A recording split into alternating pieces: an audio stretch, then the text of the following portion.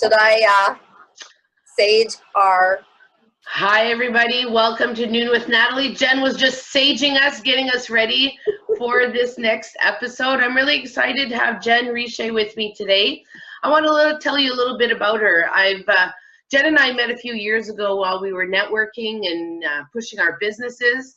And really right now, Jen has done a bit of a pivot in her business, and she's really prioritizing pleasure, self-care without a shred of guilt. I love for that, which in turn allows her cup to remain full at all times. Zero body shame. She is just blissfully happy, and she teaches women the art of self-love. She helps women shift from chaos to calm, which we all need. We're masterpieces, she says, created by a power so great. And when that registers, worshiping ourselves flows organically. Jen, welcome to Noon with Natalie. Thank you, Natalie. Thank you for saging in the beginning. It's very important. Right. Thought I would Exactly. the energy. We've been trying to do this for a few weeks now, so I'm glad we finally connected. I am a big proponent of self-love. I know I have to practice it daily, and I know it's something that you're embracing more and more. So I guess part of the, we were talking off air before we started recording was, we all have this story. And how did you kind of stumble into this whole self-love?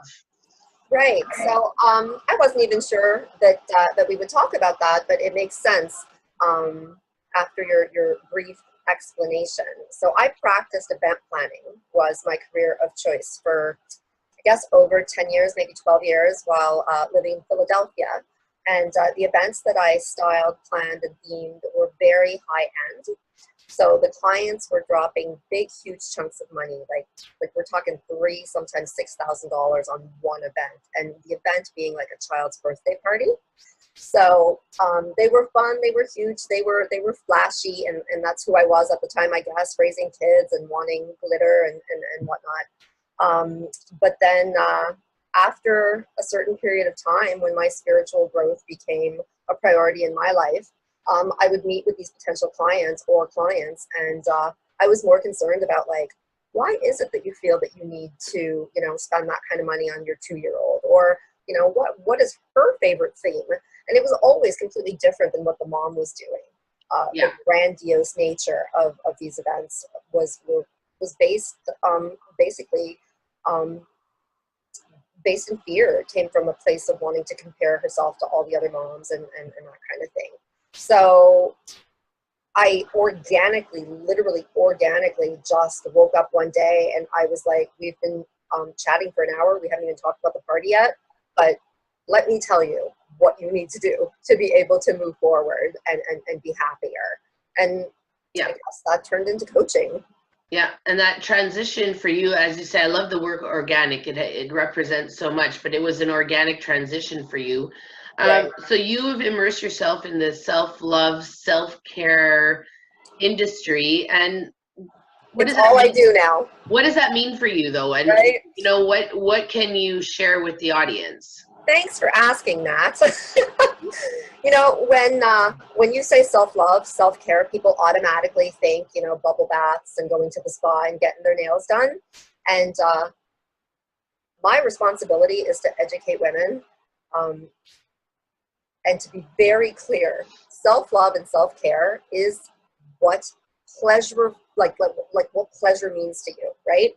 So what I mean by that is that, like, if you are not into showers and spas, but you are into walking and horses, then self-care is going to be linked directly to those activities. So my job as a self-love strategist, as a coach, is to sit with my client and rediscover, like, unearth through different techniques that I use, unearth, like, what makes her happy, what brings you pleasure.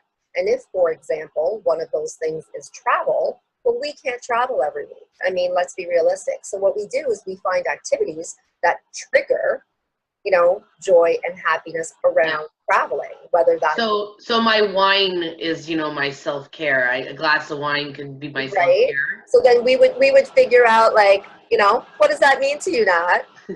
Like, to me, it just means drinking out of a fancy glass. Like, this is Coke Zero.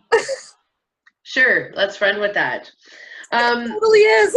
And what are the, so, how do you see yourself? You see yourself as a coach.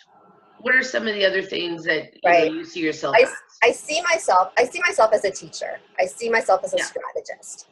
Coach to me is a very masculine word. It seems to have some very therapeutic energy towards it. And I am not a therapist. I'm a best friend. I sit with you and Okay.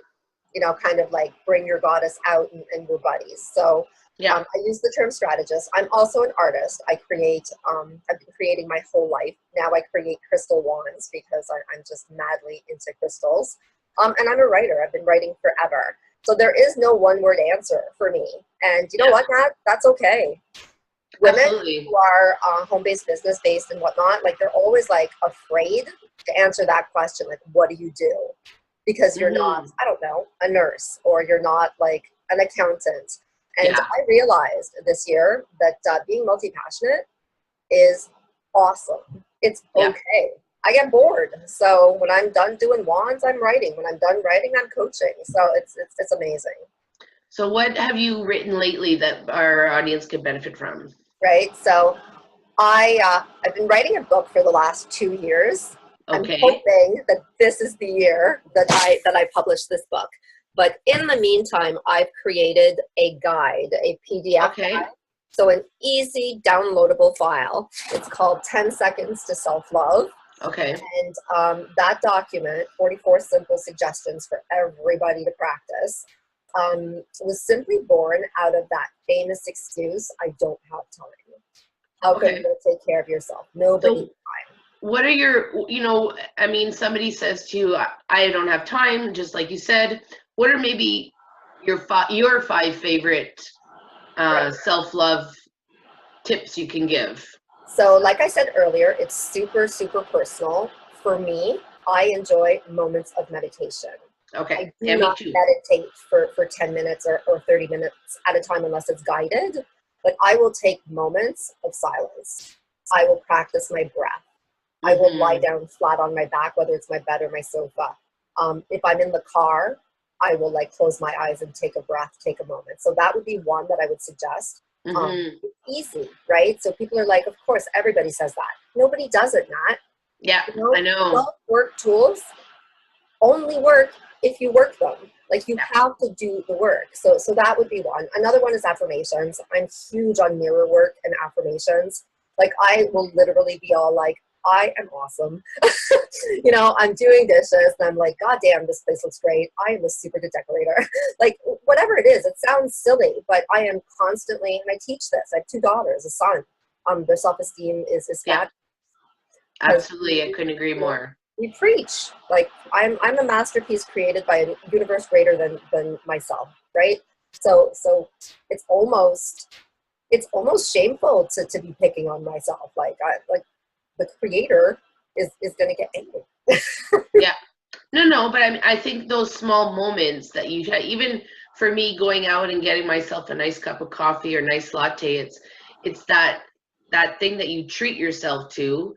Mindful moments. That's just that moment. And I laugh about the glass of wine, but sometimes that glass of wine is just that moment at a period of the day or the weekend that just creates that moment for, So if we want to know more about Jen Richer, we want to know more about events, about the coach, the artist, the writer, where do we go? Right. So I have a beautiful website created by a good friend of mine, Dana Weber. Yes. GenevieveRicher.com. It's very easy. All my social media handles are there, so you can find me everywhere.